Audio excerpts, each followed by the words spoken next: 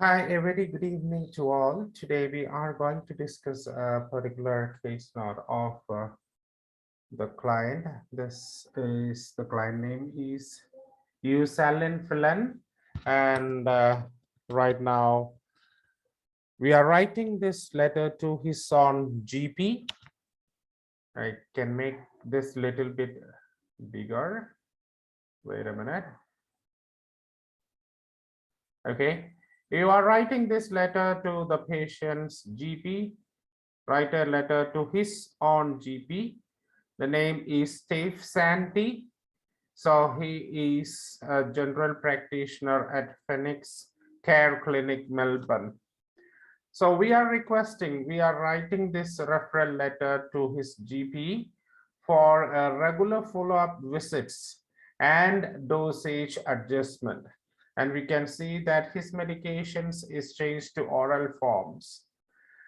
So this is the special request. I want the GP to visit the patient on a regular basis as a follow-up and see whether the medication compliance is good, and if necessary, the adjustments, the dosage adjustments have to be done. This is what we have to do here.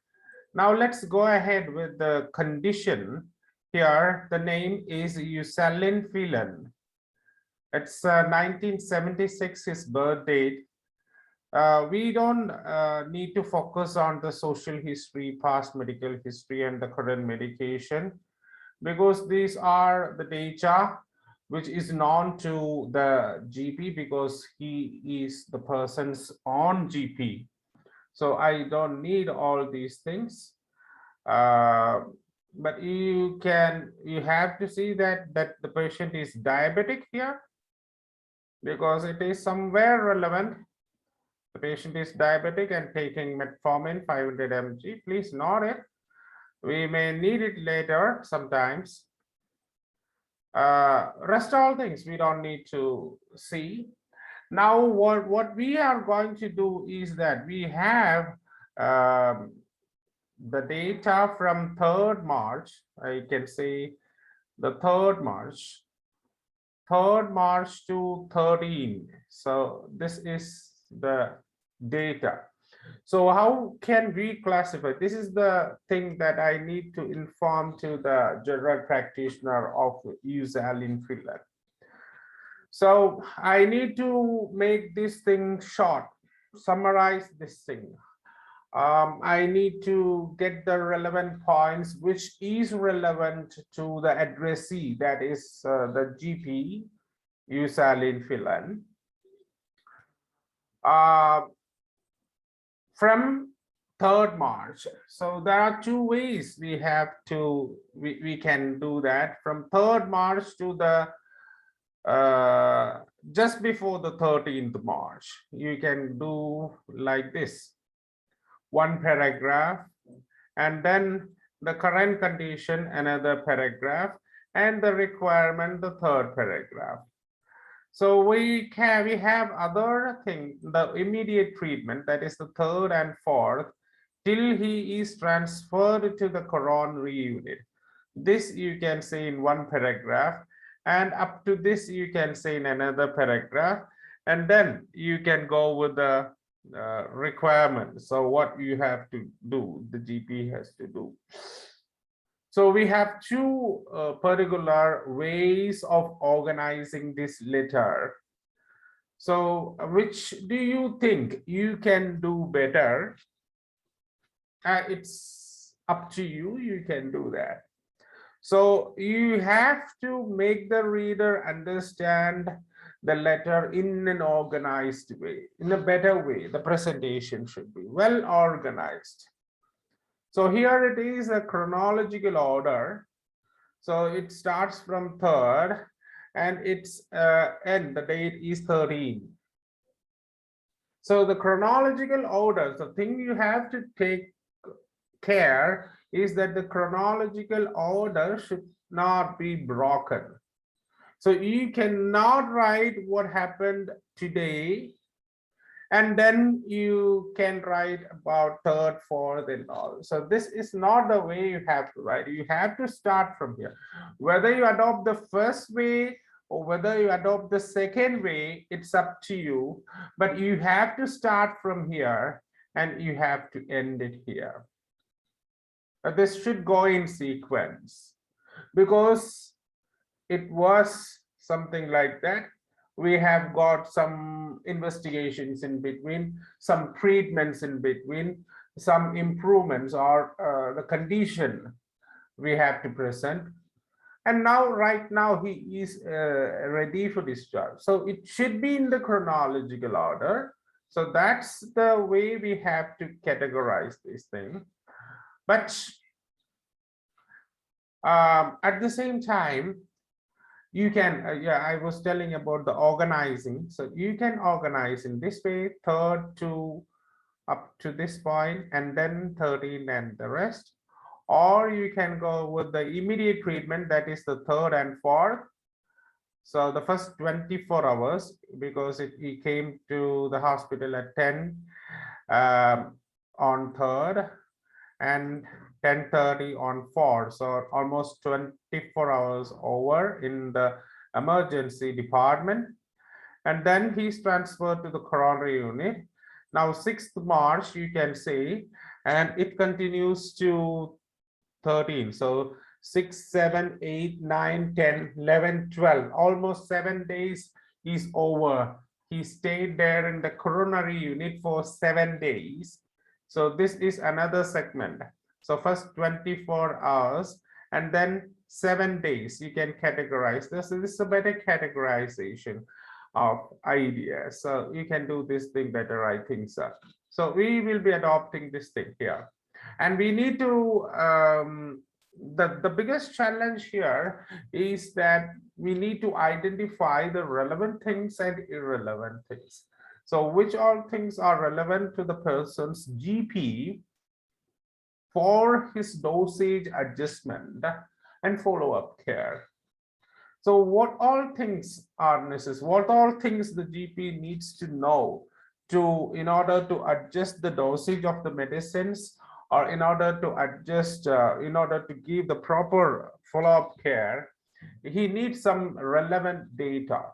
So carefully we need to select it, summarize it, and outline it to the GP in a sequential order, which starts on 3rd, that is the day of his admission, and it goes on first 24 hours, and it goes on next 7 days.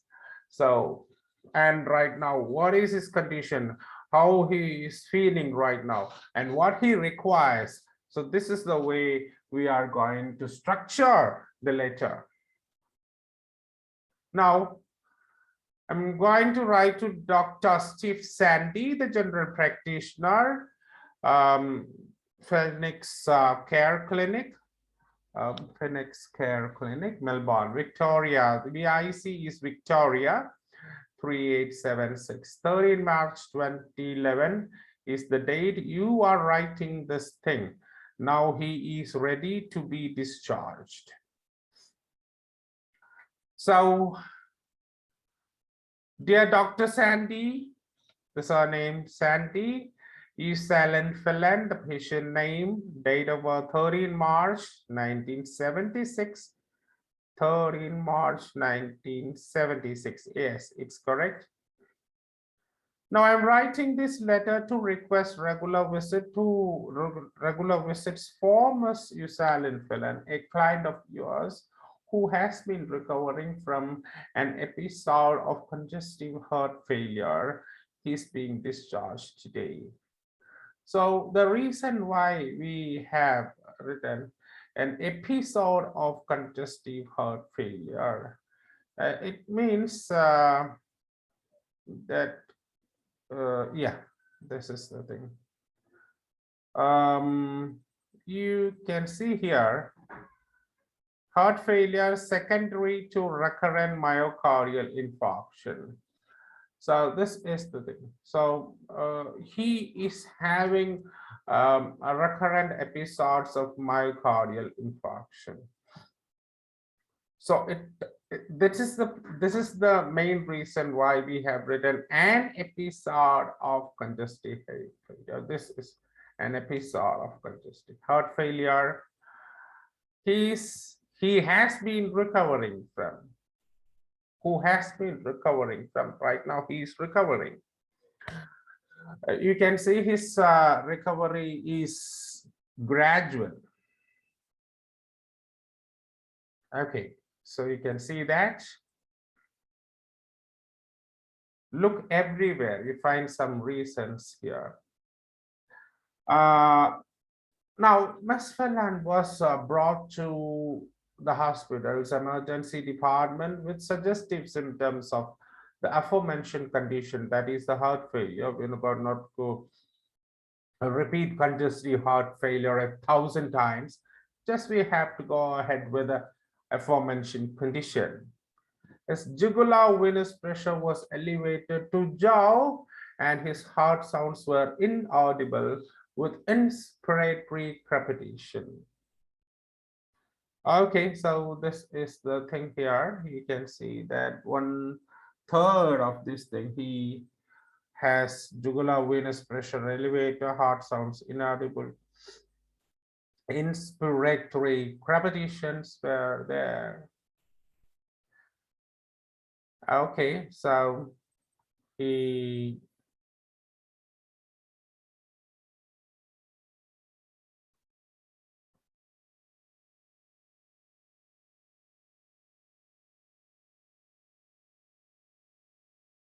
I think we can say and here his jugular venous pressure was elevated to jaw. His heart sounds were inaudible.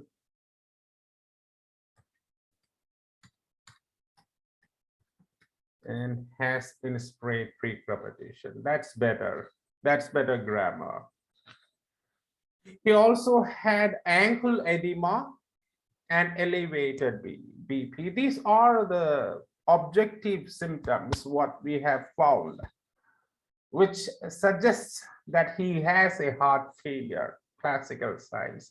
We do have a lot of other symptoms like cyanosis. We have not included all these things here, but we have taken some of the classical things and we have presented it here. So this made us suspect that that patient is having some sorts of heart failure.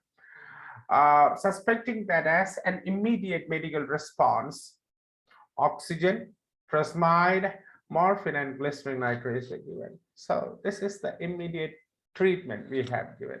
So what we have done here, immediately after finding these things, and we suspected that he has heart failure, we gave these medicines and we supported the patient with oxygen. We treated his pain,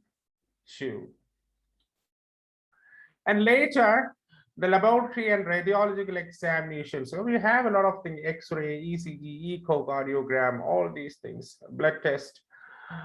A lot of things were there. So this, he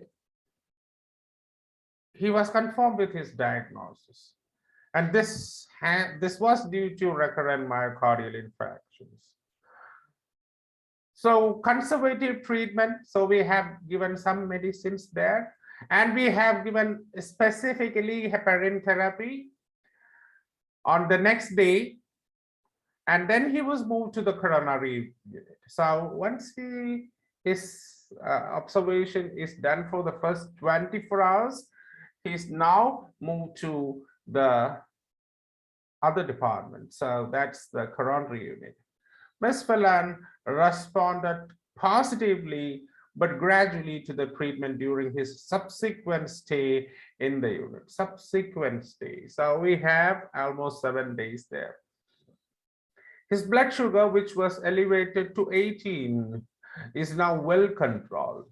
So you can see that. So on 4th of this March, he had blood sugar elevation. Already the patient is diabetic, GP knows it. And right now, after his admission, a day later, when we checked the blood sugar, we found that it was 18 mmol. Right now, it is well controlled. He's also able to walk along the corridor for 25 minutes without breathlessness. So we have, he's now he is able to walk along the corridor for 25 minutes without breathlessness. This is just we have copied from the particular case note. So I think we can better write it. His mobility also has improved. So let's go for that. That's better.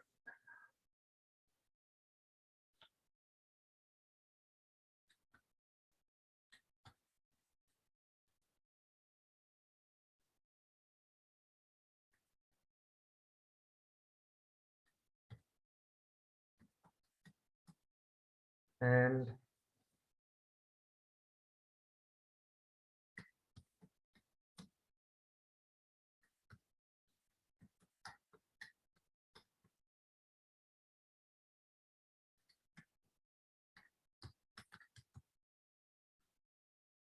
yes, and he's seen mobilizing better. That's it.